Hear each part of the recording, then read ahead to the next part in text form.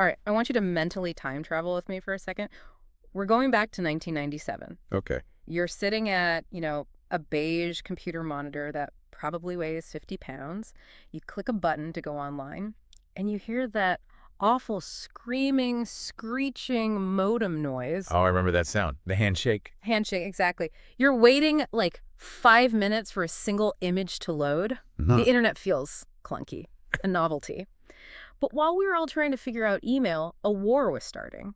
And it wasn't about software, it was about books. It sounds almost quaint now, doesn't it? A war over physical books. Mm. But looking back at the files, mid-1997 is one of the most critical moments in the history of commerce. Yeah. It's a classic David versus Goliath setup. And the Goliath here is Barnes& and Noble. I mean, I remember them just being everywhere in the 90s. They were the category killer. That was the term. They were the heavyweight champion of the world. Yep. And in the other corner, you have this scrappy startup out of Seattle called Amazon.com. And to give you a sense of how people saw this matchup, I actually pulled up a headline from Fortune magazine, dated September 1997. Okay, lay it on me. It read, "Why Barnes & Noble May Crush Amazon." Crush. That's a strong word. That was the prevailing wisdom. Mm-hmm. The whole idea was, Amazon had a nice little head start. They were nimble.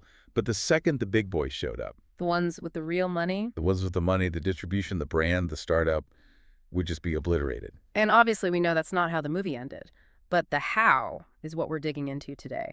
We've got this Harvard Business School case study, Leadership Online, which is just a fascinating snapshot of this exact moment. It is. And it turns out this wasn't just about who could sell more John Grisham novels. This was the birth of modern e-commerce. Absolutely. This is where the rules for logistics, for tax, and even the very concept of profit were completely rewritten. So let's start with the Goliath. Barnes& and Noble, you called them a category killer, but I remember those stores feeling pretty, luxurious. And that was the whole innovation. Before them, if you wanted a book, you went to the mall. To a B. Dalton or a Walden Books. Do you remember those? Vaguely. They were kind of small, right? Almost like a convenience store for paperbacks. Exactly. Tiny.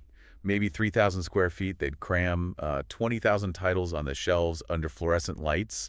You ran in, you grabbed your book, you left. And then Barnes& and Noble built the superstore. They completely flipped the script. They built these huge freestanding destination stores, 25,000 square feet, wood fixtures, green and gold signs, comfy armchairs. And then the real game changer, in 1994, they put Starbucks cafes inside the stores. Which turned the bookstore into a community center, basically. It was brilliant economics. They wanted you to dwell. Mm. The data showed that the longer you stayed, the more you bought. The average sale in a superstore was $20, double the mall stores. So by 96, they were just printing money. They were doing $2.45 billion in sales and opening nearly 100 of these superstores a year. 100 a year. If they were that dominant, why was anyone worried about a website? Because that luxury, that whole experience, it came with a massive price tag. It cost about $2 million just to build one superstore. Wow. And to break even, just to pay the rent and the staff, that one store needed to sell $11,000 worth of books. Yeah. Every single day. That's a lot of inventory to move. It's a very heavy model. High capital, high inventory, high overhead. They were invincible in the physical world, but they were carrying a lot of weight. So enter Jeff Bezos. The case study says he wasn't really a book guy, which surprised me. Not at all. He was a quant. He worked at a Wall Street hedge fund. He didn't care about literature. He cared about math. And in 1994, he saw a stat that web usage was growing at 2,300% a year. And he just wanted a piece of that. He just wanted to find a product, any product, to sell into that growth wave. She made a list. He analyzed 20 different products, CDs, software, you name it. Wow. He picked books, not because he loved them, but because of what he called the SCO-U problem. SCO-U, that stock keeping unit, right? Right. It's just a unique item. A t-shirt company might have a few thousand SKUs, but books. In 1997, there were 1.5 million English-language books in print. And even a giant Barnes & Noble can't hold 1.5 million books. No way. Hmm. The biggest superstore held maybe 175,000 titles. That meant over 90% of all available books were just invisible. You couldn't buy them because you couldn't find them. Bezos realized the internet had infinite shelf space. So the strategy was, I have everything, and Goliath only has the bestsellers. Precisely. But here's the part that I think really blows people's minds.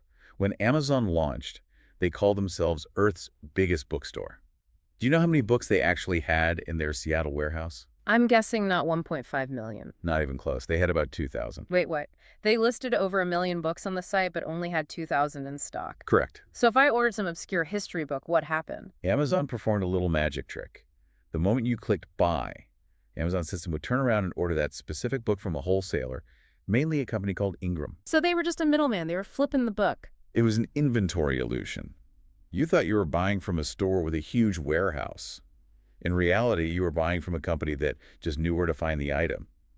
Ingram would ship it to Amazon, Amazon would put it in their own box, and then ship it to you. But that seems so risky. What if the wholesaler was slow? That's why he chose Seattle. It wasn't just for the tech talent. It was because Ingram's largest distribution center in the world was in Oregon, just a 6-hour drive away. Oh, that's clever. Very. They could get a book from Ingram and have it in the mail to the customer the next day. Okay, so the logistics are smart, but the case study points to another piece of the Seattle puzzle: taxes. The Nexus loophole. This was Amazon's secret weapon for years.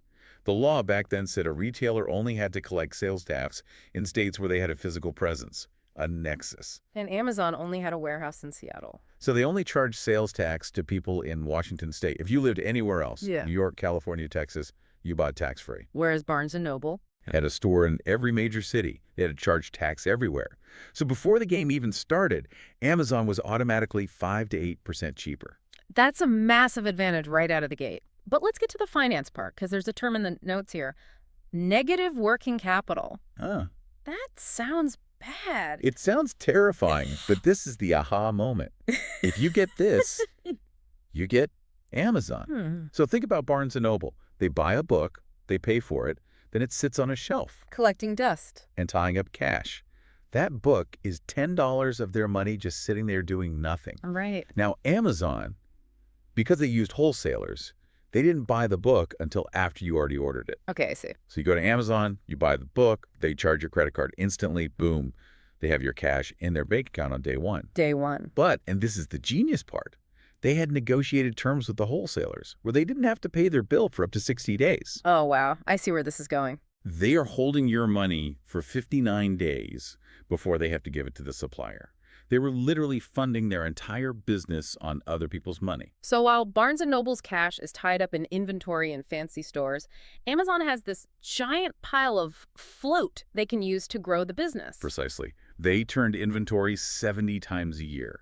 Barnes & Noble turned it maybe twice a year? It's like a Ferrari racing a bicycle. Okay, so David is actually this lean, mean, cash-generating machine, but B&N wasn't asleep at the wheel. They saw this coming. They launched their own website, right? They did. They launched barnesandnoble.com, but they immediately ran into what people call the innovator's dilemma, or in this case, the hybrid problem. The problem of being half physical, half digital. Yeah, remember that tax issue? Yeah. If Barnes & Noble just started selling books from their normal warehouses, the states would say, aha, you have stores here, so you have to charge sales tax on your website orders too. So their own success, their own stores, made their website more expensive than Amazon's. It was a penalty for being big. So they had to do these corporate gymnastics. They created a totally separate company for the website. Separate management, separate warehouses in New Jersey, everything. That sounds incredibly inefficient. You have this massive supply chain, and you can't even use it for your online store. They were fighting with one hand tied behind their back, but they did have one weapon left: their lawyers. I love this detail. The very day B&N launched their website, in May '97, they sued Amazon. Went right for the throat. They sued over the tagline, Earth's biggest bookstore. Barnes & Noble's claim was that it was false advertising. They said, you aren't a bookstore, you're a book broker. Broker. They meant it as an insult. Oh, absolutely. They were trying to tell the world, these guys are fakes, they don't have inventory, we're the real booksellers. But based on what we just discussed about cash flow, being a broker was the smarter business model. It was the better model. But B&N was stuck in that old mindset that assets are physical things you can touch. They saw zero inventory as a weakness. Bezos knew it was his ultimate strength. So the lawsuit is flying, the websites are live, and then comes the price war. Oh, this was brutal. Amazon came out swinging. 40% off bestsellers, 10% off everything else. They were basically selling books at cost just to get customers. And Barnes & Noble felt they had to match those prices online. They had no choice. But this created a disaster for them called cannibalization. So clean that. Okay, so you're a Barnes& Noble store manager in Chicago. You've got rent and staff to pay. You need to sell books at full price. Then suddenly, your own company launches a website selling the same books for 30% less. I would be furious. My own company is undercutting me. And your customers are smart. They come into your store, they browse, drink your coffee, and then they go home and buy the book from your own website to save $5. So Barnes& Noble was stealing customers from itself. Yes. For Amazon, every online sale was a win. For Barnes & Noble, an online sale often meant losing a much more profitable in-store sale. They were competing against themselves. And at the same time, Amazon starts competing for the entire internet with the Associates program. This feels like the birth of internet marketing. It was absolute genius. Bezos realized he couldn't hire enough salespeople, so he crowdsourced it. He told anyone with a website, a blog, whatever, link to a book on Amazon, and if someone buys it, we'll give you a cut. 8 to 15%, right. Yeah. So suddenly, if you ran a Star Trek fan site, you were an Amazon bookstore for sci-fi. A gardening blog was selling botany books, He turned his own customers into his sales force. while Barnes& Noble was signing these big, expensive, exclusive deals with portals like AOL. Amazon just recruited the entire internet. It was a grassroots insurgency. We have to look at the scoreboard, the market valuation. This is where people in 1997 just thought the world had gone crazy. This is pure internet bubble logic. Okay. So the numbers. In 1996, Amazon did $16 million in sales, but they lost $6 million. Burning cash. Burning cash to grow. Barnes & Noble. Sales of $2.4 billion. And they were highly profitable. But when Amazon went public, The market valued Amazon at $561 million. Barnes & Noble, the profitable giant, was valued at roughly double that. wait, hold on. One company has 16 million in sales, the other has 2.4 billion. And the market says the tiny one is worth almost half of the giant. It defies traditional logic. But investors weren't looking at profit. They were looking at growth and data. The case study quotes Bezos calling himself an information broker. That really stood out to me. That is the single most important phrase in this whole story. Information broker. Barnes & Noble thought their asset was the books on the shelves. Bezos knew his asset was the information about what books you wanted to read. This is the beginning of the algorithm. The customers who bought this also bought that. Exactly. In a physical store, you're anonymous. You pay cash, you leave. But Amazon tracked every single click, every search. They built a profile of you. Bezos said he wanted to redecorate the store for every customer. So while B&N is building generic palaces for everyone, Amazon is building a custom store just for me. And that's what the market was betting on. That's why they got that valuation. Physical stores have limits. Data scales infinitely. It was a gamble that clearly paid off. So we're leaving the story in late 1997. The fight is on. B&N is fully committed, but they're playing a game where all the rules have been changed. It was the first real proof that this new economy was a real thing. That, negative working capital and data could actually beat physical assets and deep pockets. There's a detail I loved from the research. Apparently, even Bill Gates was buying his books on Amazon. He said, time is short. That sums it all up, right? No. The experience of the superstore was nice. The coffee, the comfy chairs. But efficiency won. Convenience won. So here's the thought I want to leave you with. We look back at 1997 and kind of laugh at the dial-up modems, but the business lesson is deadly serious. The smartest people in retail thought their asset was their inventory, the books. Amazon proved the real asset was the information. And it makes you wonder about your own work, right? What are the physical books you're obsessing over, and what's the customer data you might be ignoring? Because if history tells us anything, the real value is usually hiding in the data. And if you don't find it, someone else will. Thanks for diving in with us. We'll see you next time.